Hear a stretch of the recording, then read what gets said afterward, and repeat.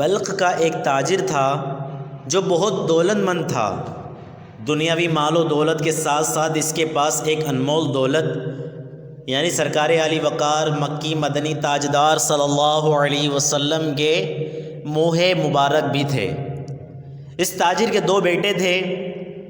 جب تاجر کا انتقال ہوا تو دونوں بیٹوں نے سارا مال آپس میں برابر برابر تقسیم کر لیا، مگر ایک مشکل تھی، وہ یہ کہ موہ مبارک 3 تھے۔ چنانچہ بڑا لڑکا چھوٹے سے بولا، ایک موہ مبارک تم رکھو، ایک میں رکھوں گا، اور تیسرے موہ مبارک کے 2 حصے کر لیتے ہیں، یوں موہ مبارک بھی برابر تقسیم ہو جائیں گے۔ تاجر کا چھوٹا بیٹا عاشق رسول تھا، تڑپ کر بولا، میں ہرگز گوارا نہیں کرتا کہ میرے آقا مکی مدنی مصطفیٰ صلی اللہ علیہ وسلم کے بال مبارک کے 2 ٹکڑے کیے جائیں۔ بڑا لڑکا جو دنیاوی مال کا لالچی تھا بولا، اگر تمہیں موہ مبارک سے ایسی ہی محبت ہے تو ایسا کرو، اپنے حصے کی سب دولت مجھے دے دو اور تینوں موہ مبارک تم لے لو۔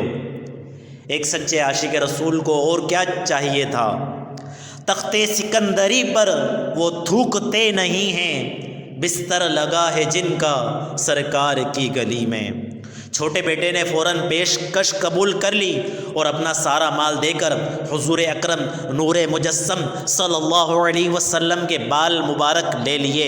اب چھوٹا بیٹا موہ مبارک کے ساتھ الگ رہنے لگا۔ اس کے پاس دنیاوی مال اگرچہ نہیں تھا مگر اس کے پاس انمول دولت موجود تھی۔ وہ روزانہ بڑے شوق سے موہ مبارک کی زیارت کرتا اور کثرت سے درود پاک پڑھا کرتا تھا، ساتھ ہی کوئی چھوٹا موٹا کاروبار بھی شروع کر لیا۔ موہ مبارک کی پہلی برکت یہ ظاہر ہوئی کہ اس کا مال دن بدن بڑھنے لگا۔ دوسری طرف بڑا لڑکا جس نے مال کو قبول کیا تھا اور موہ مبارک دے دیے تھے، اس کا مال گھٹنا شروع ہو گیا۔ وقت یوں ہی گزرتا گیا۔ آخر ایک وقت آیا کہ وہ عظیم عاشق رسول جس نے موہ مبارک کی خاطر دنیا کی دولت کو لات ماری تھی، یعنی تاجر کا چھوٹا بیٹا، دنیا سے چل بسا۔ اس کے انتقال کے بعد اس زمانے کے ایک نیک بزرگ کو خواب میں سرکار دو عالم نور مجسم صلی اللہ علیہ وسلم کی زیارت نصیب ہوئی۔ سرکار ذی وقار مکی مدنی تاجدار صلی اللہ علیہ وسلم نے فرمایا، لوگوں سے کہہ دو جس کو کوئی حاجت ہو تو وہ اس تاجر کے چھوٹے بیٹے کی قبر پر جائے اور حاجت کے لیے دعا کرے، اس کی حاجت پوری ہوگی۔ بس اب کیا تھا، اس عظیم عاشق رسول کے مزار کی بڑی عظمت ہو گئی۔ لوگ جھک در جھک وہاں جانے اور اپنی مرادیں حاصل کرنے لگے۔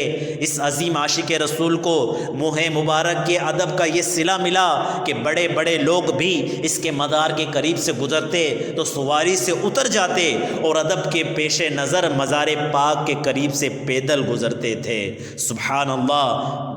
دیکھا آپ نے ہمارے آقا و مولا مکی مدنی مصطفیٰ صلی اللہ علیہ وسلم کے موہ مبارک کی بھی کیا نرالی شان ہے۔ اللہ پاک اس بابرکت مزار شریف کے صدقے ہمیں بھی عشق رسول کی نعمت سے خوب مالا مال کرے۔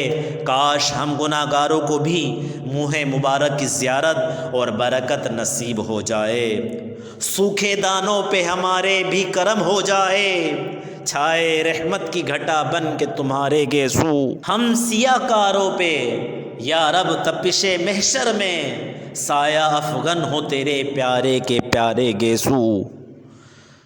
وضاحت کرتے ہوئے فرماتے ہیں، یا رسول اللہ ہماری خشک کھیتی پر کرم فرمائیے، آپ کے مبارک گیسوئے رحمت کی گھٹا بن کر چھا جائیں تو ہمارے اعمال، اخلاق، کردار وغیرہ کی سوکھی کھیتی ہری بھری ہو جائے۔ اللہ پاک روز قیامت جب سورج 1.25 میل پر رہ کر آگ برسائے، تانبے کی زمین دہکتی ہو، اس وقت تیرے پیارے محبوب صلی اللہ علیہ وسلم کے پیارے گیسوؤں کا ہمیں سایہ نصیب فرما۔ صلو علی الحبیب صلی اللہ تعالی علی محمد صلی اللہ علیہ وسلم۔